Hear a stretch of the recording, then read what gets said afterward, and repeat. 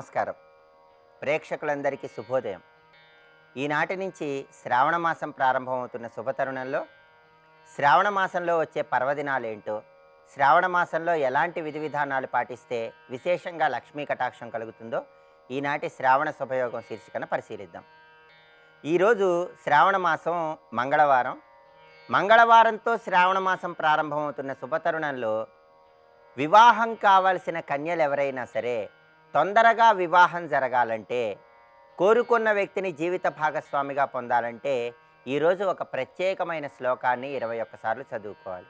ఆ శ్లోకం ఏంటంటే, దేవేంద్రాణి నమస్తుభ్యం దేవేంద్ర ప్రియభామిని వివాహం భాగ్యం ఆరోగ్యం శీఘ్ర లాభంచ దేహిమే. ఇది శ్లోకం. దేవేంద్రాణి నమస్తుభ్యం దేవేంద్ర ప్రియభామిని వివాహం భాగ్యం ఆరోగ్యం శీఘ్ర లాభంచ దేహిమే. ఈ శ్లోకాన్ని ఎలా చదువుకోవాలంటే, ఒక కుండీలో అరటి చెట్టు ఉంచి, ఆ కుండీ దగ్గర పార్వతీ పరమేశ్వరుల చిత్రపటం ఉంచి అగరబత్తులు వెలిగించి ఆ అరటి చెట్టు చుట్టూ ప్రదక్షిణలు చేస్తూ ఈ శ్లోకాన్ని చదువుకోవాలి. ఆ తర్వాత పార్వతీ పరమేశ్వరుల చిత్రపటానికి కర్పూర హారతి ఇవ్వాలి. ఇలా చేస్తే గౌరీదేవి విశేషమైన అనుగ్రహం వల్ల వివాహం కావలసిన కన్యలకి తొందరలోనే వివాహ ప్రాప్తిని సిద్ధింపజేసుకోవచ్చు. అలాగే శ్రావణ మాసంలో కొన్ని ప్రత్యేకమైనటువంటి పర్వదినాలలో ప్రత్యేకమైన విధి విధానాలు పాటించాలి. శ్రావణ శుక్ల చవితిని నాగ చతుర్థి అనే పేరుతో పిలుస్తారు. ఆ రోజు దేవాలయంలో ఉన్నటువంటి సర్పదేవతల విగ్రహాలకు పాలు పోసి పసుపు కుంకుమలు చల్లి ప్రదక్షిణలు చేయాలి. అంతేకాకుండా సుబ్రహ్మణ్యేశ్వర స్వామివారి ఆలయానికి వెళ్ళి స్వామివారిని దర్శనం చేసుకుని ఆలయంలో 6 ప్రదక్షిణలు చేయాలి. ఇలా చేస్తే నాగ చతుర్థి రోజు జాతకంలో ఉన్నటువంటి కాలసర్పదోషాలు, సర్పదోషాలు, రాహుకేతు దోషాల తీవ్రతను తగ్గింపజేసుకోవచ్చు. అదేవిధంగా శ్రావణ శుక్ల పంచమిని నాగపంచమి అనే పేరుతో పిలుస్తారు. ఈ నాగపంచమినే గరుడ పంచమి అనే పేరుతో కూడా పిలుస్తారు. ఈ నాగపంచమి లేదా గరుడ పంచమి పర్వదినం నాడు ఎవరైనా సరే గరుత్మంతుడిని మనస్సులో స్మరించుకోవటం, దానితో పాటుగా సర్పదేవతలను పూజించడం ద్వారా విశేషమైన శుభయోగం కలుగుతుంది. అలాగే శ్రావణ మాసంలో వచ్చే శుద్ధ సప్తమి తిథిని అవ్యంగ సప్తమి అనే పేరుతో పిలుస్తారు. ఆ అవ్యంగ సప్తమి రోజు సూర్యనారాయణమూర్తిని ఆరాధన చేయటం ద్వారా అనారోగ్య సమస్యల తీవ్రతను తగ్గింపజేసుకోవచ్చు. శ్రావణ మాసంలో వచ్చే శుద్ధ ఏకాదశి తిథిని పుత్రదా ఏకాదశి అనే పేరుతో పిలుస్తారు. ఆ పుత్రదా ఏకాదశి రోజు ఏకాదశి వ్రతం చేయటం ద్వారా, విష్ణుమూర్తిని పూజించడం ద్వారా, విష్ణుమూర్తిని పూజించి ఉపవాసం ఉండటం ద్వారా, ఆ తర్వాత గొడుగు ఎవరికైనా దానం ఇవ్వటం ద్వారా సంతానపరమైన దోషాలను తొలగింపజేసుకొని సత్సంతాన ప్రాప్తిని సిద్ధింపజేసుకోవచ్చు. ఆర్థికపరమైన సమస్యలను అధిగమించవచ్చు. అలాగే శ్రావణ శుక్ల ద్వాదశిని దామోదర ద్వాదశి అనే పేరుతో పిలుస్తారు. ఆ రోజు దామోదరుడిగా శ్రీ మహావిష్ణువుని అర్చన చేయటం ద్వారా వృత్తి, ఉద్యోగ, వ్యాపార రంగాల్లో విశేషంగా రాణించవచ్చు. శ్రావణ పూర్ణిమ రోజు రాఖీ పూర్ణిమగా, జంఝాల పున్నమిగా, హయగ్రీవ జయంతిగా జరుపుకోవటం అనాదిగా వస్తున్న సంప్రదాయం. ఆ రోజు హయగ్రీవుణ్ణి ఆరాధన చేయటం ద్వారా విద్యార్థులు విద్యారంగంలో తిరుగులేని విజయాలను అందిపుచ్చుకోవచ్చు. అలాగే రాఖీ పూర్ణిమ సందర్భంగా ఆ రోజు సోదరీమణులు సోదరుల చేతికి రాఖీలు కట్టడం ద్వారా శ్రీ మహావిష్ణువు విశేషమైన అనుగ్రహానికి సులభంగా పాత్రలు కావచ్చు. అలాగే శ్రావణ మాసంలో బహుళ పక్షంలో వచ్చే విదియ తిథి నాడు శ్రీ మహావిష్ణువు లక్ష్మీదేవితో కలిసి వాకుడు చెట్టు కింద శయనిస్తాడని ప్రామాణిక గ్రంథాల్లో చెప్పారు. కాబట్టి శ్రావణ మాసం బహుళపక్షం విదియ తిథి ఎప్పుడు వస్తుందో ఆ రోజు ప్రతి ఒక్కరూ కూడా అశూన్య శయన వ్రతం అనే ఒక ప్రత్యేకమైన వ్రతం చేయటం ద్వారా, దేవాలయాల్లో లక్ష్మీనారాయణల పవళింపు సేవ దర్శనం చేసుకోవటం ద్వారా విశేషమైనటువంటి శుభయోగం కలుగుతుంది. అలాగే శ్రావణ మాసంలో బహుళ పక్షంలో వచ్చే ఏకాదశిని కామికా ఏకాదశి అనే పేరుతో పిలుస్తారు. ఆ కామికా ఏకాదశి రోజు ఎవరైనా విష్ణుమూర్తిని పూజించటం ద్వారా, విష్ణుమూర్తి ప్రీతి కోసం ఏకాదశి వ్రతం చేయటం ద్వారా, ఏకాదశి వ్రతం చేసి వెన్న ఎవరికైనా దానం ఇవ్వటం ద్వారా సమస్త అభీష్టాలు నెరవేర్చుకోవటానికి ఆస్కారం ఎంతగానో ఉంది. అలాగే శ్రావణ మాసంలో బహుళ పక్షంలో ఆఖరి రోజు అమావాస్య తిథిని పోలాల అమావాస్య అనే పేరుతో పిలుస్తారు. పోలా అంటే ఎద్దు అని అర్థం. ఆ రోజు ఎవరైనా సరే గోవులతో కలిసి ఉన్నటువంటి వృషభాలను పూజించడం ద్వారా కోరికలన్నీ ధర్మ మార్గంలో నెరవేరుతాయి. అలాగే గ్రామ దేవతలైనటువంటి పోలేరమ్మ, నాంచారమ్మ, పెద్దమ్మ, పోచమ్మలను కూడా పోలాల అమావాస్య నాడు ఆరాధన చేయాలి. ఇలా శ్రావణ మాసంలో ఒక్కొక్క పర్వదినానికి ఒక్కొక్క ప్రత్యేకత ఉంది. శ్రావణ మాసంలో పగటిపూట నిద్రపోకూడదని శాస్త్రాల్లో చెప్పారు. శ్రావణ మాసంలో గృహ నిర్మాణం ప్రారంభిస్తే విశేషమైనటువంటి ధనలాభం కలుగుతుందని మత్స్యపురాణంలో మనకు చెప్పడం జరిగింది. కాబట్టి ఈ విధి విధానాలు పాటించండి. శ్రావణ మాస సందర్భంగా శ్రీ మహాలక్ష్మీదేవి అనుగ్రహానికి, శ్రీమన్నారాయణమూర్తి అనుగ్రహానికి ప్రతి ఒక్కరూ సులభంగా పాత్రలకండి. రేపటి శ్రావణ శుభయోగం శీర్షికన శ్రావణ మాసంలో వచ్చే బుధవారం సందర్భంగా శ్రీ మహావిష్ణువుని ఎలా ఆరాధిస్తే విశేషమైన శుభయోగం కలుగుతుందో పరిశీలిద్దాం. నమస్కారం.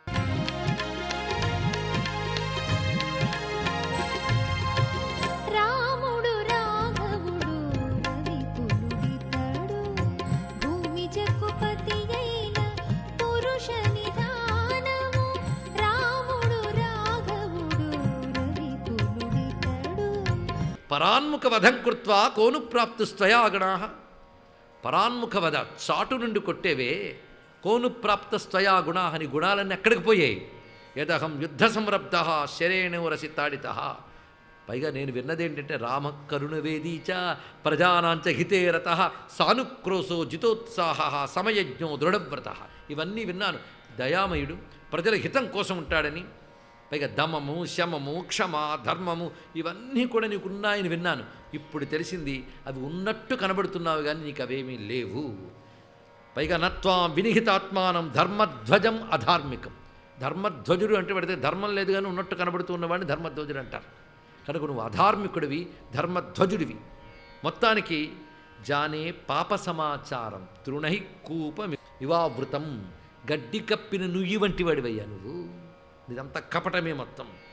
పైగా ధర్మఛద్మాభి సంవృతం. నువ్వు కేవలం నెపం చూపిస్తున్నావే తప్ప నీ దగ్గర ధర్మము లేదు. ఇలాంటి వాడు దశరథపుత్రుడు ఎలా అయ్యాడు? ఇక్కడ ఆడిన మాటలు చాలా భయంకరంగా ఉంటాయి. మనం వేరే అనక్కర్లేదు. అన్ని ప్రశ్నలు ఇక్కడ వేశాడు ఆయన. పైగా వయం వనచరా రామ మృగాహ మూలఫలాసన. నాపై నీకెందుకై ఇంత ప్రతాపం చూపు? మేము అడవుల్లో తిరిగేటువంటి మృగాలు. అలాంటి వాటిని నువ్వు ఎలా కొట్టగలిగావు? పోనీ నన్ను కొట్టి ఏదైనా నా మాంసం తినడానికి పనికొస్తుందా? కోతి మాంసం తినడానికి కూడా పనికిరాదు. పోనీ నా చర్మం పనికొస్తుందా అంటే జింక వలె, పులి వలె, సింహం వలె ఇది పనికిరాదు. ఎందుకయ్యా నన్ను అనవసరంగా కొట్టావు ఇక్కడ? పైగా నువ్వు చేసినటువంటి పని బట్టి నువ్వు కానీ రాజువైతే ఈ భూమి దెబ్బతింటుందనిపిస్తుంది అయ్యా నాకు పూర్తిగా. త్వయా నాథేన కాకుస్థా నసనాథా వసుంధరా. పైగా షఠో నైకృతిక క్షుద్రో మిథ్యా ప్రసృత మానస కథం దశరథేన త్వం జాతక పాపో మహాత్మన. నువ్వు షఠుడివి, పైగా ఇతరులకు అపకారం చేస్తూ బ్రతికేటటువంటి వాడివి. పైగా నీ వినయాలన్నీ నక్క వినయాలు లేనివి చూపిస్తూ ఉంటావు.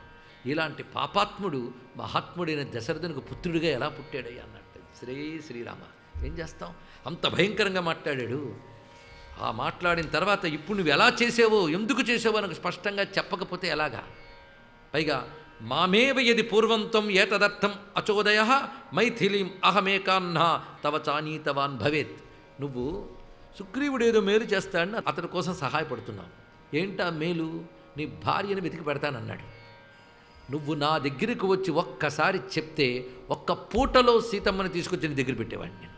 ఎందుకంటే సుగ్రీవ ప్రియకామైన యత్కృతేస్మి హతస్త్వయా కంఠే భద్వా ప్రపద్యాంతే నిహతం రావణం రణే.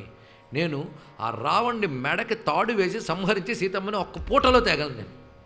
నీకు అదే కావాలంటే. అది నీకు తెలియక సుగ్రీవుడ ఉపకారం ఏదో చేస్తా అని వాడికి ఉపకారం చేయడానికి నువ్వు నీ ధర్మాన్ని దెబ్బతీసుకున్నావే. కామమేవం విధో లోక కాలేన వినిజ్యతే క్షమంచేత్ భవతా ప్రాప్తం ఉత్తరం సాధు చింత్యతాం. లోకంలో కూడా ఎవడైనా మరణించవలసింది, నేను మరణిస్తాను. అది నా మృతికి నేను దుఃఖించట్లేదు. నువ్వు ఇలా ఎందుకు చేసావో చెప్పన్నట్ట. మాట నిజంగా వాలి మాట్లాడిన మాటలు గొప్పగానే అనిపిస్తున్నాయి ప్రశ్నలన్నీ కూడా. ఇప్పుడు రామచంద్రమూర్తి సమాధానం చెప్తున్నాడు ఇక్కడ. ఆ సమాధానం చెప్తున్నప్పుడు రామచంద్రమూర్తి ఒక సూర్యుని వలె ప్రకాశిస్తూ మాట్లాడుతున్నాడు. పైగా వాలి క్రమంగా తేజస్సు క్షీణిస్తోంది, కానీ ఆ బాణపు దెబ్బకి తాను తట్టుకోగలుగుతూ అప్పుడు రామచంద్రమూర్తి మాట్లాడుతున్న మాటలు అధిక్షిప్తస్తదా రామ పశ్చాద్వాలినమబ్రవీత్.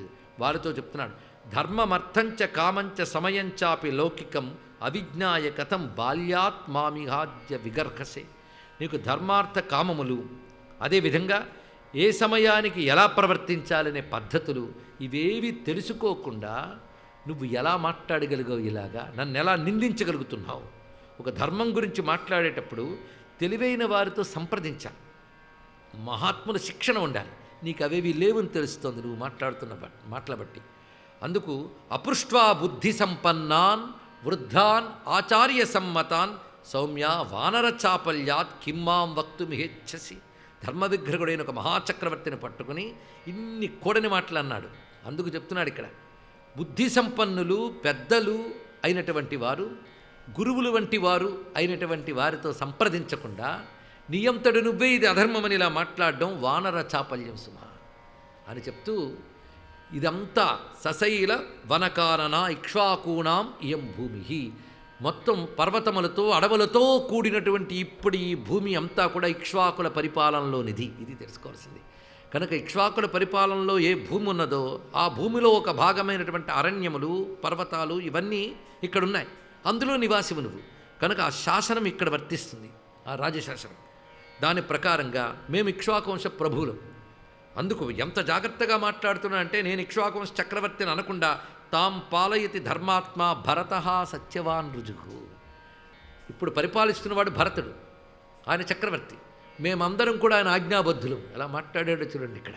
అంటే అతను నియమించితే పనిచేస్తున్నామని కాదు ఇక్కడ అర్థం. ఇక్ష్వాకువంశంలో కలిగినటువంటి వారు ఎవరైనా ఇక్ష్వాకువంశ ధర్మాన్ని నిలపాలి. ఆ ధర్మం నిలిపేటట్టు చూసేవాడు అధికారి, రాజు. నిలపవలసినటువంటిది ఆ వంశంలో పుట్టిన నేను. అది తెలుసుకోవాల్సింది ఇక్కడ. ఇక్ష్వాకువంశ ప్రభుల ఏలుబడిలో ఉన్నటువంటి ఈ ప్రాంతాల్లో ఎక్కడ ధర్మం దెబ్బతిన్నా సవరించవలసినటువంటి బాధ్యత నాకున్నది. తస్మిన్ నృపతిశార్దూలే భరతే ధర్మవత్సలే పాలయచ్చఖిలాం భూమి కశ్చరే ధర్మ విగ్రహం అని చెప్తూ, త్వంతు సంక్లిష్ట ధర్మశ్చ, నిన్ను ఎందుకు శిక్షించానంటే నువ్వు ధర్మవిరుద్ధముగా ప్రవర్తించినటువంటి వాడవు. పైగా అనేకమైన అయోమయాలు, సందిగ్ధత నీ దగ్గర ఉన్నాయి. నీ పనులు జుగుప్సాకరమైనవి, నిందించదగిన పనులు చేసేవు నువ్వు. కర్మణాచ విగర్హిత, నువ్వు చేసిన పనులు నిందించదగినవి. కామతంత్ర ప్రధానశ్చ, ధర్మం ప్రధానంగా ప్రవర్తిస్తే ధర్మతంత్రం, అర్థం ప్రధానంగా ప్రవర్తిస్తే అర్థతంత్రం. నువ్వు కామతంత్ర ప్రధానశ్చ, నువ్వు కామమే ప్రధానంగా ప్రవర్తించావు. నస్థితో రాజవర్త్మని, రాజు ఉండవలసిన పద్ధతిలో నువ్వు లేవు. ఎందుకంటే జ్యేష్ఠభ్రాత తండ్రితో సమానం అయినప్పటికీ నువ్వు దోషము లేనటువంటి నీకంటే చిన్నవాడినటువంటి తమ్ముణ్ణి అవమానించి రాజ్యభ్రష్టుని చేశావు. అంతేకాదు నువ్వు చేసిన మహాపరాధం ఏంటంటే బ్రతికు ఉండగానే అతడి భార్యను నువ్వు చేపట్టావు. ఇది చాలా దుర్మార్గమైనటువంటి విషయం. ఔరసీం భగినీం వాపి భార్యాం వాప్యనుజస్య చ ప్రచరేత వరకామాన్ తస్య దండోవధకృత. ఇది శాస్త్రం చెప్తున్న మాట. కనుక ఇప్పుడు నేనేం చేయాలి? నేను వధించాలి. ఎందుకు వధించాలి? రాజు అయిన వాడు దండించాలి. తన పాలనలో ఉన్నవారు ఈ పాపం చేస్తే వాడికి విధించిన శిక్ష వధ. అది నేను చెయ్యాలి. ఇది ఇక్ష్వాకుణాం భూమి గనక ఇక్ష్వాకువంశ ప్రభువునైన నేను ఇలాంటి పాపము చేసి నిన్ను దండించాలంటే వధించాలి. అందుకే వధించానన్నాడు మొట్టమొదటి కారణం. ఇది మామూలుగా నిన్ను సంకెళ్ళు వేసి కొట్టే శిక్ష కాదు, వధించడమే దీనికి శిక్ష శాస్త్రంలో చెప్పబడుతున్నది. పైగా నా ధర్మాన్ని నువ్వు శంకిస్తున్నావే, మహాత్ముల ధర్మం సూక్ష్మంగా ఉంటుంది సుమా. బోల్డ్గా చూస్తే అర్థం కాదు, సూక్ష్మంగా చూడాలి. అందుకే అంతవాడు అబద్ధం ఆడాడు ఎందుకండి, అంతవాడు ఇలా చేశాడంటే, అంతవాడు అబద్ధం ఆడాడంటే ఎందుకు ఆడాడండి అని అడగాలి. అంటే దాని వెనకాల ఏదో ఉంటుంది. ఇది ఆలోచన చేయవలసి. అంతవాడు ఇలా ఎందుకు చేశాడు అంటే ఎందుకు చేశాడో చెప్పగలగాలి. అందుకే సూక్ష్మ పరమ దుర్జ్ఞేయ సతాం ధర్మ ప్లవంగమా. ఓ కోతి, సత్పురుషుల ధర్మము అత్యంత సూక్ష్మంగా ఉంటుంది, అంత తేలిగ్గా అర్థం కాదు. సర్వం శ్రీ రామచంద్ర చరణారవిందార్పణమస్తు. స్వస్తి.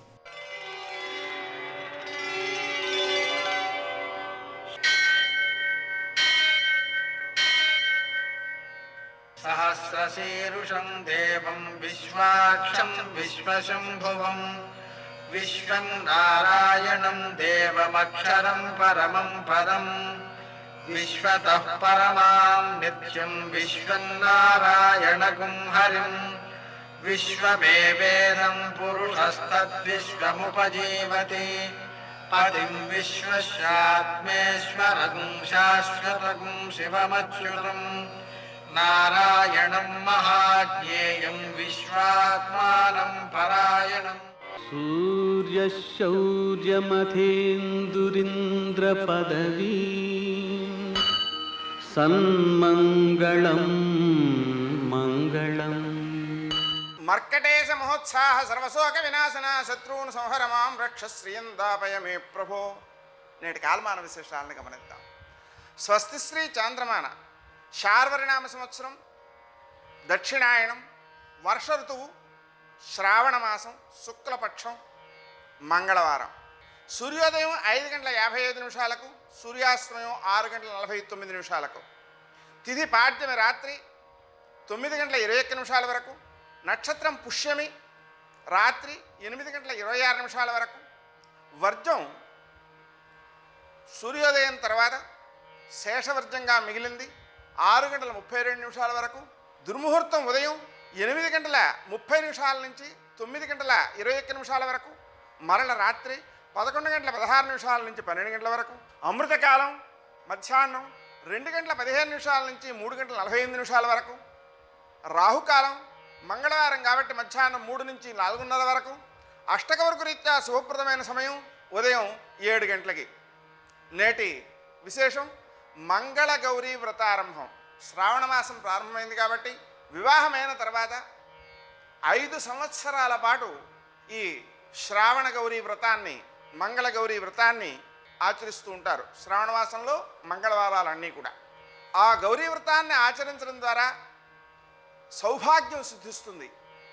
విశేషించి ఉత్తమ సంతానం, వారి వల్ల అభివృద్ధి కూడా కలుగుతాయి.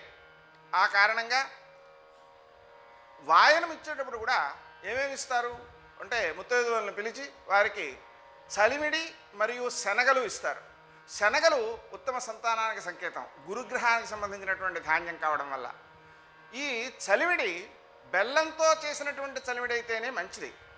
అందువలన దాన్ని తయారు చేసే విధానంలో కూడా బియ్యం నానపోసి పిండిగా కొట్టి దాన్ని కొబ్బరికాయ మరియు బెల్లము కలిపి తొక్కేసినటువంటి పదార్థంలో ఈ బియ్యపు పిండి కలిపి ముద్దగా తయారు చేస్తే అది పూర్తి ఆరోగ్యాన్ని ఇస్తుంది.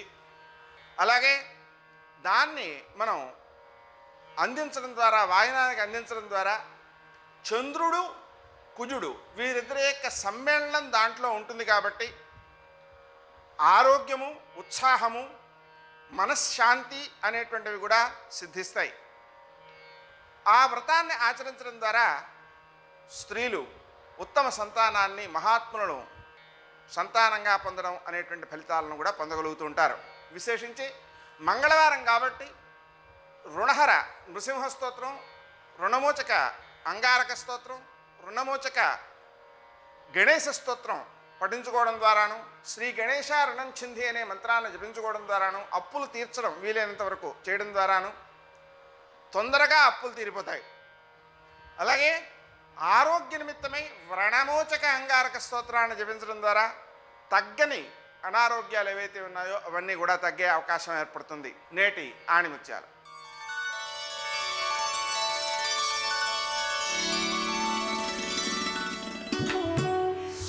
ధర్మం తప్పని వాడు ఎప్పుడూ విజేతే.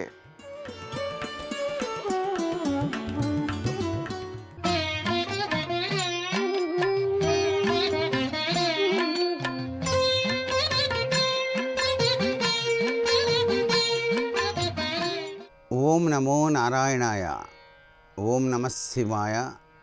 శ్రీ మాత్రే నమ. శ్రీ గౌరీదేవతాయ నమ.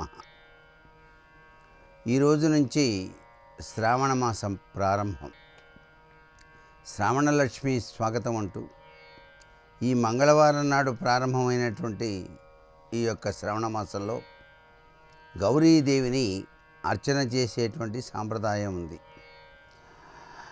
ఈ యొక్క గౌరీదేవిని అర్చన చేయటం వలన స్త్రీలకు సౌభాగ్య సిద్ధి అనేటువంటిది కలిగి తీరుతుంది అంటోంది శాస్త్రం.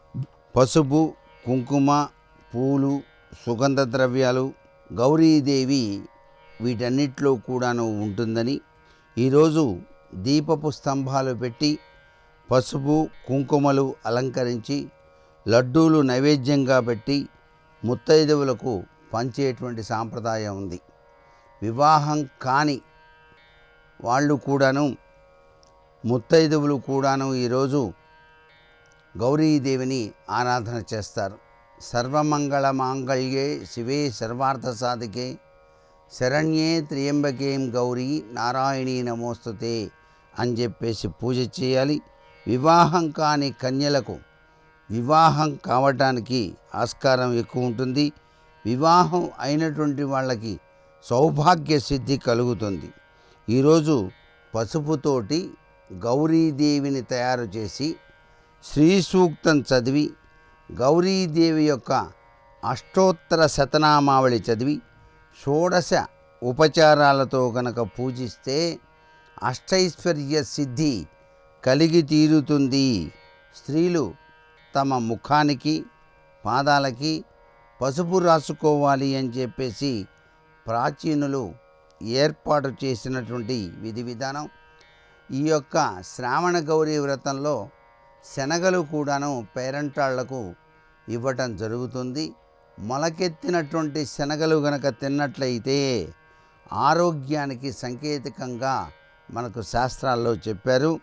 అందుచేత గౌరీదేవి యొక్క మహిమ అద్వితీయమైనటువంటి విధి విధానంతో కూడి ఉన్నది కాబట్టి కొత్తగా పెండ్లైనటువంటి స్త్రీలు గౌరీ వ్రతాన్ని ఆచరిస్తారు. కన్యలు కూడాను గౌరీ వ్రతాన్ని ఆచరించడం చేత ఈ శ్రావణ మాసంలో సర్వశుభాల్ని పొందడానికి ఆస్కారం ఉంటుంది. సర్వే జనాః సుఖినో భవంతు. ఓంకారరూపిణీ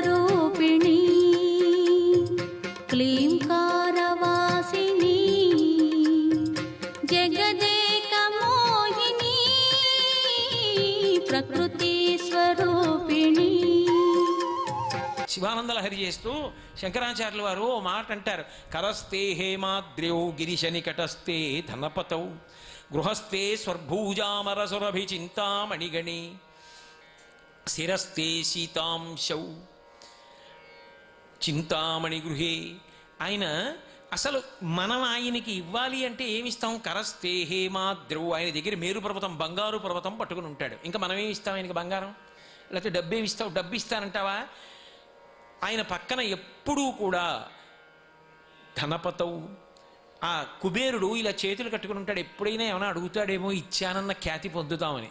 కానీ కరస్తే హేమాద్రౌ గిరిశ నికటస్తే ధనపతవు గృహస్థే స్వర్భూజామరసురభి చింతామణిగణి. ఇల్లు చూస్తే చింతామణులతో కట్టింది.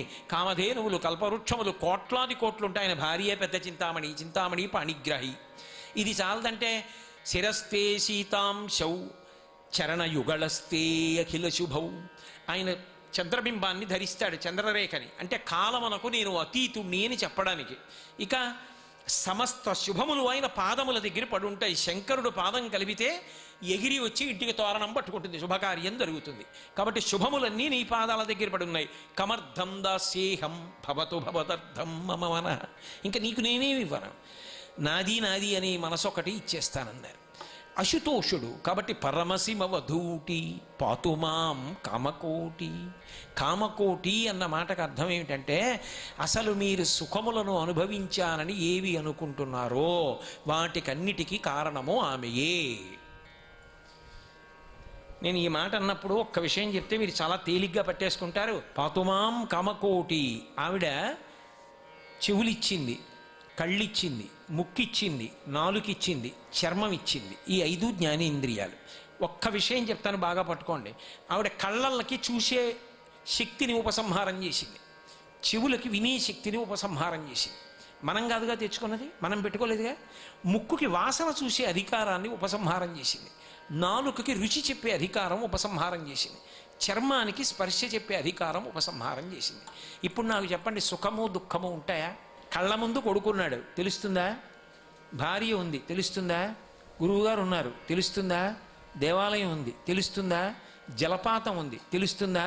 నాగుపా ఉంది, తెలుస్తుందా? సుఖం లేదు, దుఃఖం లేదు. చెవులు, వినికిడి శక్తి లేదు. వీణానాదం ఉంది, మీకు తెలుస్తుందా? మనవడు ప్రేమగా తాత అన్నాడు, వినపడుతుందా? భార్య ప్రియమార ఏమండి అంది, వినపడుతుందా? గురువుగారు మంచి తత్వోపదేశం చేశారు, వినపడుతుందా? భయంకరమైన పిడుగుబడింది, మీకు వినపడుతుందా? నాలుకకి రుచి చెప్పే శక్తి లేదు. మధుర పదార్థం పెడితే ఏమిటి, నిప్పు కణిక పెడితే ఏమిటి తెలుస్తుందా? స్పర్శ లేదు. ఒంటి మీద పాము పాకితే మీకు తెలియదు, నిప్పు పడితే మీకు తెలియదు, నీరు పడితే మీకు తెలియదు, గాలేస్తే మీకు తెలియదు. ఇంకా సుఖం ఏమిటి, దుఃఖం ఏమిటి? వాసన మల్లెపందిరి మించి సువాసన వచ్చినా తెలియదు. ఇక సుఖమేది, దుఃఖమేది? నాలిక పనిచేసింది కాబట్టి మధురంలో 1000 మధురాలు. బాదుషా ఓ తీపి, లడ్డు ఓ తీపి, కాజా ఓ తీపి, మైసూర్ పాకు ఓ తీపి, పాయసం ఓ తీపి, ఇంకో తీపి. అసలు నాలికే పని చేయనప్పుడు ఇంకా తీపేమిటి? కళ్ళే పని చేయనప్పుడు ఇంకా చూసేది ఏమిటి? చెవులే పని చేయనప్పుడు వినేది ఏమిటి? అవి 5 ఆవిడిచ్చింది కాబట్టి సుఖాలు. కామ కోటి, అన్ని కోరికలు అన్ని సుఖాలు. ఇప్పుడు ఆ 5 ఆవిడ చేతిలో ఉన్నప్పుడు ఇన్ని సుఖములకు కారణం ఎవరై ఉన్నది? కామకోటి ఆవిడ అయి ఉన్నది. అంతేనా? కాదు. ఈ కామములకు ఇంకొక కామం కూడా తోడవుతుంది. నాకు ఇవే కాదు, పారలౌకిక సుఖం కావాలి, స్వర్గలోకానికి వెళ్ళాలి. అది ఇవ్వాలన్నా పుణ్యకర్మలను చేయించగలిగినటువంటి తల్లి ఆవిడే సద్బుద్ధినిచ్చి. కామకోటి. నాకు పుణ్యం వద్దు, పాపం వద్దు, నాకు అసలు ఏ రకమైనటువంటి ఆ ఫలితాలు వద్దు. నాకు కావలసింది ఆవిడ అనుగ్రహం ఒక్కటే. ఆ అనుగ్రహం నాకు కావాలని సమస్త కర్మల యొక్క ఫలితమును ఆవిడికి ధారబోహేశాడు. ఇప్పుడు అనుభవించడానికి పుణ్యం లేదు, పాపం లేదు. ఆవిడ అనుగ్రహం కలిగింది. ఆ జ్ఞానము వలన మోక్షానికి వెళ్ళిపోయాడు. ఇప్పుడు మోక్షము కన్నా సుఖం ఉందని శాస్త్రాల్లో లేదు. ఇప్పుడు మోక్ష సుఖము, వైరాగ్య సుఖము, భక్తి సుఖము, జ్ఞాన సుఖము, లౌకిక సుఖము, ఇంద్రియ సుఖము, ఏం చెప్పండి? ఇన్ని సుఖములకు హద్దు కామకోటి ఆవిడి. నీకేది కావాలో అది ఆవిడిస్తుంది. నువ్వు అడిగావని ఇస్తే నువ్వు పాడైపోతావు. పిల్లవాడు మరుగుపాలు ముట్టుకుంటానంటాడు, గిన్నె ఆకలిస్తోందని అమ్మ ముట్టుకొనిస్తుందా? వద్దు, నీ చెయ్యి కాలుతుందని చెప్పి చేతి మీద ఒక్కటేస్తుంది. వేసి గ్లాసులో పోసి ఇలా ఇలా ఇలా ఇలా అని ఇందులోంచి అందులోకి, అందులోంచి ఇందులోకి పోసి చల్లబడిందో లేదో చూసి ఇలా నోట్లో పెట్టుకుని గోరువెచ్చగా ఉన్నాయన్నప్పుడు వాడు ఎంత ఏడుస్తున్నా అప్పుడు ఇచ్చి తాగమంటుంది. ఆవిడికి తెలుసు నీకేమి ఇవ్వాలి. ఆవిడ ఇచ్చింది నీ అభ్యున్నతి కొరకే అని గుర్తుపెట్టుకుంటే నీ అభ్యున్నతి ఉంటుంది ఖచ్చితంగా. కాబట్టి పాతుమాం కామకోటి, అమ్మ నేను నీ ఉపకరణాన్ని నువ్వు కాపాడుకో, నువ్వు నన్ను అనుగ్రహించు. ఇప్పుడు ఏం చేశారు చివరికి? నన్ను నీ చేతి ఉపకరణంగా సమర్పించుకుంటున్నాను. లొంగుబాటు, భక్తికి తీవ్రస్థాయి. ఇది ప్రార్థన. ఇప్పుడు ఇది చదువుతున్నారనుకోండి, ఆవిడ ఏం చేస్తుంది? పాతుమాం కామకోటి. ఆ తల్లిని అడిగితే సమర విజయకోటి సాధకానందధాటి మృదుగుణమణిపేటి ముఖ్య కాదంబవాటి మునినుత పరిపాటి మోహితాజాండకోటి పరమశివ వధూటి పాతుమాం కామకోటి. ఆ శ్లోకం కూడా అందంగా చదివేటప్పుడు, వినేటప్పుడు రంజకత్వం ఉండేటట్టుగా ఉంటుంది. చాలా తేలిక. 4 రోజులు చదివారనుకోండి ఇంట్లో వాళ్ళకి వచ్చేస్తుంది. అంత గొప్ప ప్రార్థనా శ్లోకం రూపంలో అమ్మవారి స్తుతి పాఠంగా కామాక్షి పరదేవతయే అయ్యో పిల్లలకి నన్ను ప్రార్థించడం కూడా చేత కావట్లేదని మూకశంకరుల ద్వారా ఒక ప్రార్థనా శ్లోకాన్ని ఆవిడ వైభవాన్ని వర్ణిస్తూ మనకు అందించినటువంటి అమృత భాండం కన్నా గొప్పదైనటువంటి శ్లోకం ఈ శ్లోకం. సర్వం శ్రీ ఉమామహేశ్వర పరబ్రహ్మార్పణమస్తు. స్వస్తి.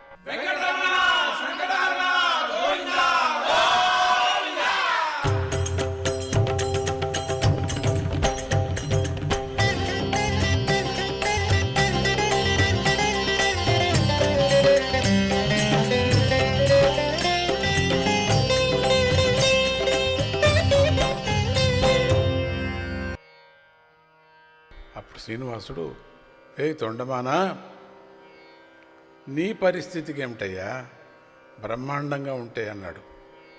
నువ్వు చాలా అద్భుతంగా, ఎందుకంటే రాజ్యాన్ని పొందావు, రాజ్యాధిపతిగా ఉన్నావు, మంచి సేన అంతా ఉంది, వాడికి ఏమీ లేదు. నీకు అన్ని రూపంతో అంత చేతుల యొక్క బలం అంతా నీకున్నది. అన్ని ఏనుగులు ఉన్నాయి, అన్ని గుర్రాలు ఉన్నాయి, అన్ని ఆయుధాలు ఉన్నాయి. నీకేంటయ్యా నీకు? అప్పుడు అన్నాడు, దేవా నన్ను చూస్తే మీకు హాస్యంగా ఉంది అనిపిస్తుంది స్వామి అని తొండమానుడు చాలా బాధపడ్డాడు. అప్పుడు తొండమాన, నేను ముందే చెప్పాను కదా నాకిద్దరు ఒకటే అని, నువ్వు అది గమనించావో లేదు. ఇప్పుడు కూడా అదే మాట నేను చెప్తున్నాను. అప్పుడు ఒకటే, ఇప్పుడు ఒకటే. భక్తుల విషయంలో నేను ఎవరికీ అన్యాయం నేను చెయ్యను. ఒకరికి అన్యాయం, ఒకరికి న్యాయం అనేటువంటిది చెయ్యను. అందరికీ సమానంగానే చేస్తా. నా తత్వమే అటువంటిది. వీడు చెడ్డవాడు, వీడు మంచివాడు, వీడికి దిక్కు లేదు ఎవరికి, వీళ్ళకి చాలా దిక్కుంది అనేది కాదు, అంతా నేను మామూలుగానే క్రమ ప్రకారంగానే చేస్తున్నా. నీకెంత ఉందో అంత నేను వాడితట్టు ఉండాలి కదా, నీకు అంత ఉంది కదా అని నేను ఖండితం నీకు అన్యాయం చేస్తాను అనుకున్నావా? అబ్బా, నేను అన్యాయం చేయను, వాడికి ఎంతనో నీకు నేను అంత అని. ఇదిగో ఒక పని చేస్తాను, నా శంఖ చక్రాలు నీకు ఇచ్చేస్తున్నాను, తీసుకో. నాకు శంఖ చక్రాలు ఉంటే కదా నీకు వాడి తట్టు ఉంటే నాకేమన్నా అవుతుంది అని చెప్పేసి నేను ఈ ఆయుధాల నుంచే కదా ప్రయోగం చేసేది. అస్సలు రిక్తంగా నేను హాయిగా వాడి తట్టు ఉంటా నేను, తీసుకో ఇవి. మనకు కురుక్షేత్రం జ్ఞాపకం వస్తుంది. అట్లనే చేశాడు కదా. అన్ని అక్షోహిణి సైన్యం అంతా నువ్వే తీసుకో కౌరవ. అర్జున, నేను నీ తట్టు మాత్రం నేను ఉంటానని చెప్పాడు ఒక్కడే. కానీ భక్తుడు కాబట్టి ఒప్పుకున్నాడు. అట్లనే ఇక్కడ ఆ తొండమానుడికి తన యొక్క శంఖచక్రాలన్నీ ఇచ్చేశాడు.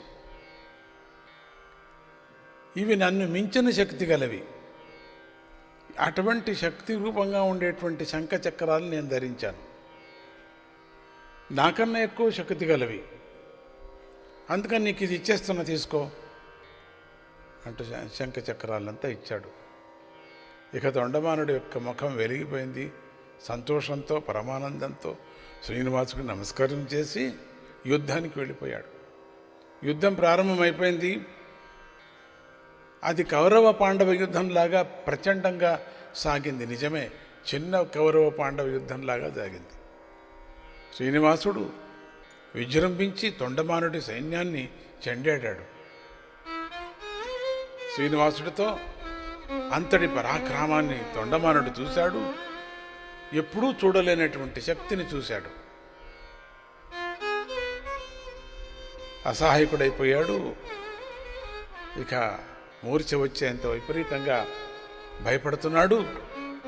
అతడు సైన్యమంతా కూడా క్షీణించిపోయింది. ఎక్కడికక్కడే చచ్చిపోతున్నారు. శ్రీనివాసుని చూసి భయపడి పారిపోతున్నారు తన సైన్యమంతా. ఇక తన పని అయిపోయింది అనుకున్నాడు తొండమానుడు. ఆ సమయంలో స్వామి తనకు ఇచ్చిన శంఖచక్రాలు గుర్తుకొచ్చాయి. వెంటనే తనకు సహాయం చేయమని సుదర్శనాన్ని ప్రార్థించాడు. పరమాత్ముడి యొక్క శక్తి పరమాత్ముడి కన్నా పెద్దది, పరమాత్ముడి యొక్క ఆశీర్వాదం పరమాత్ముడి కన్నా గొప్పది అనటానికి సుదర్శన నమస్తేస్తు, సుదర్శన నమస్తేస్తు సహస్రారాయ తేజసే, సహస్రారాయ తేజసే స్వతేజో నైష్టదైత్యాయ,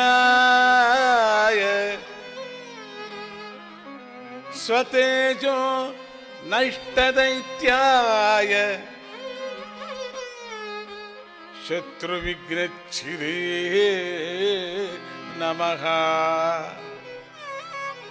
శత్రువిఘ్నచ్చిదే నమః అని ప్రార్థన చేశాడు. అప్పుడు సుదర్శనం ఆ శక్తితో గిర్రమని తిరిగి గాలిలో ప్రత్యక్షమై తొండమానుడు సుదర్శనంతో శ్రీనివాసుడి పరాక్రమాన్ని నిలిపివేయి నువ్వు అని చెప్పి పంపాడు. తొండమానుడు ఆజ్ఞానుసారం విజృంభిస్తున్నటువంటి శ్రీనివాసుడి మీదకు దూసుకుపోయింది. అందరూ ఆశ్చర్యపోయారు. ఇదేంటిది ఇట్లా వచ్చి పడుతున్నది చక్రం? పద్మావతి, అగస్త్య మహర్షి, దేవతలందరూ కూడా ఆశ్చర్యంగా చూస్తున్నారు ఏం జరిగిపోతుందో అని. అంతలో చక్రం వచ్చి స్వామి వక్షస్థలానికి గట్టిగా గుద్దుకుంది. శ్రీనివాసుడు ఆ దెబ్బకు తట్టుకోలేక మూర్ఛిపోయి కిందకు వాలిపోయాడు. స్వామిని అటువంటి సుదర్శనుడికి అంత శక్తి ఉంది. అది చూసి పద్మావతి గొల్లుమంది. అగస్త్యమునితో మునీంద్ర అని ప్రార్థన చేసి, స్వామి మూర్ఛపోయాడు, ఇప్పుడు నేనేం చెయ్యాలి అంటూ బాధపడింది. అప్పుడు అగస్త్యముని, అమ్మా, ఇప్పుడు నువ్వు వెళ్ళి యుద్ధాన్ని ఆపాలి, నువ్వు ఆపితేనే ఈ యుద్ధం ఆగుతుంది కానీ అని పద్మావతిని పల్లకి ఎక్కించి రణరంగానికి తీసుకొచ్చాడు. పద్మావతి శ్రీనివాసుడి దగ్గరికి చేరి సేవలు చేసి మూర్ఛ నుంచి లేపింది. శ్రీనివాసుడు లేచి ఖడ్గం పట్టుకొని, తొండమాన, నీకిదే చివరి రోజు అంటూ ముందుకు దూసుకుపోయాడు. పద్మావతి ఆయన కాళ్ళు పట్టుకుంది. శ్రీనివాసుడు పద్మావతిని చూసి కోపంగా, నువ్వు ఇక్కడెందుకు వచ్చావు? అక్కడ భర్త కావాలని ఉపచారం చేసి లేపింది. ఇక తన మీద వెళుతూ ఉంటే తొండమానుడి మీద జాలి, చిన్న ఆయన కదా, కోపంగా, నువ్వు ఇక్కడెందుకు వచ్చావు? యుద్ధం భూమిలో నువ్వు ఆడవాళ్ళు రాకూడదు, ఎందుకు వచ్చావు నువ్వు? వెంటనే వెళ్ళిపోయి అన్నాడు. పద్మావతి ఏడుస్తూ, స్వామి, తొండమానుడు ఎవరో కాదు కదా, స్వయాన నా పినతండ్రి కదా, వసుదానుడు స్వయాన నా తమ్ముడు కదా, దయచేసి ఈ యుద్ధాన్ని ఆపించండి అని ఏడ్చింది. మీకు ఆ శక్తి ఉంది, ఈ యుద్ధం లేకుండా చేయండి. శ్రీనివాసుడు పద్మావతి మాటలు విని, ముందు నువ్వు ఇక్కడి నుంచి వెళితే మంచిది అన్నాడు. అంతలో అగస్త్యముని అక్కడికి వచ్చి, దేవా, పద్మావతి దేవి అన్న మాటను ఒక్కసారి ఆలోచించు స్వామి, వారికి సంధి చేయి స్వామి అని ప్రార్థించాడు. లేదు మునీంద్ర, నేను ఇప్పుడు తొండమాడిని వాడి కొడుకును కూడా పరలోకానికి నేను పంపుతాను, వసుదానుడికి రాజ్యం ఇప్పిస్తాను, ఈ యుద్ధంలో చివరికి నేనేమైపోయినా సరేనే నేను ఈ పని చేస్తానని పద్మావతి మరింత బాధపడింది స్వామి చెప్పిన దానికి. శ్రీనివాసుడిని ప్రార్థించి, చాలా ప్రార్థించి అయినా ఏం ప్రయోజనం లేకపోయేసరికి దీనంగా అగస్త్య మహర్షి వంక చూసింది. అప్పుడు అగస్త్య మహర్షి వెంటనే నిశ్చలమైన మనస్సుతో, స్వామి, మీరు ఈ యుద్ధాన్ని ఇంతటితో ముగింతురుగాక, ఇద్దరికీ సంధి చేతురుగాక అంటూ చేతులు జోడించి అలాగే ధ్యానంలోకి వెళ్ళిపోయాడు. శ్రీనివాసుడి అగస్త్యముని ధ్యానానికి కంగారు పడిపోయాడు. యుద్ధ రణరంగంలో ఇదేమిటి ధ్యానం ఇది అని. మహాముని, రణరంగంలో ఏమిటి ధ్యానం చేయకూడదు కదా, రణరంగంలో ధ్యానం పనికిరాదు కదా, చాలించండి. మీరు చేసినటువంటి అద్భుత కృత్యాలు నాకు బాగా తెలుసు, నేను మీరు చెప్పినట్లుగానే ఇద్దరికి సంధి చేస్తాను, ఈ రణరంగంలో మాత్రం ధ్యానం పనికిరాదు అని చెప్పాడు. అప్పుడు అగస్త్యుడు కళ్ళు తెరిచి స్వామికి మొక్కాడు. పద్మావతి కూడా సంతోషించింది, దేవతలు కూడా బాగా సంతోషించారు. ఆకాశం నుండి పద్మావతి శ్రీనివాసుల పైన, అగస్త్య మహర్షి పైన పూలవాన కురిసింది. పూలవాన కురచటం అంటే మంగళమవుతున్నది, శుభమవుతుంది అని అర్థం. అక్కడ శ్రీనివాసుడు తొండమానుడిని, వసుదానుడిని ఇద్దరిని పిలిచి తొండమానుడిని చూసి చెప్తున్నాడు, నీకేం కావాలి అన్నాడు. దేవదేవా, నాకు నువ్వే కావాలి, నువ్వేది చెప్తే అదే చేస్తా అన్నాడు తొండమానుడు. అప్పటికే బుద్ధి వచ్చింది కాబట్టి శ్రీనివాసుడు వసుదాన్ని కూడా పిలిచి, అయ్యా నీకేం కావాలో చెప్పవయ్యా అన్నాడు. ఇప్పుడు దేవదేవా, నాకు కూడా నువ్వే కావాలి,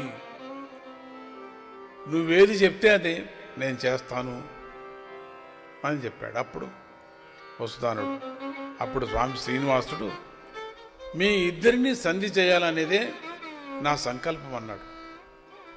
అయితే ఇద్దరు ఇట్లే అడుగుతున్నారు కాబట్టి, నేనేం చెప్తే చేస్తాను కాబట్టి అనుకుంటున్నారు కాబట్టి మీరిద్దరూ స్నేహంగా ఉండటమే నాకు కావలసింది అన్నాడు. ఇద్దరూ సంతోషంతో అంగీకరించారు. ఎటు తిరిగి వాళ్ళిద్దరూ కూడా తండ్రి కొడుకులే కదా, అందుకని శ్రీనివాసుడు వారితో, తొండమాన, సగం రాజ్యం నీది, వసుదాన మిగతా సగం రాజ్యం నీది అన్నాడు. ఇద్దరికి పంచేశాడు. ఇద్దరి సైన్యాలు ఆ మాట విని శ్రీనివాసుడికి జేజేలు పలికారు. శ్రీనివాస గోవింద శ్రీ వెంకటేశ గోవింద. శ్రీనివాస గోవింద శ్రీ వెంకటేశ గోవింద. శ్రీనివాస గోవింద శ్రీ వెంకటేశ గోవింద. తిరుపతి వాస గోవింద, తిరుమల వాస గోవింద. తిరుపతి వాస గోవింద, తిరుమల వాస గోవింద. తిరుమల వాస గోవింద, దత్తపీఠ వాస గోవింద. తిరుమల వాస గోవింద, దత్తపీఠ వాస గోవింద. శ్రీనివాస గోవింద శ్రీ వెంకటేశ గోవింద.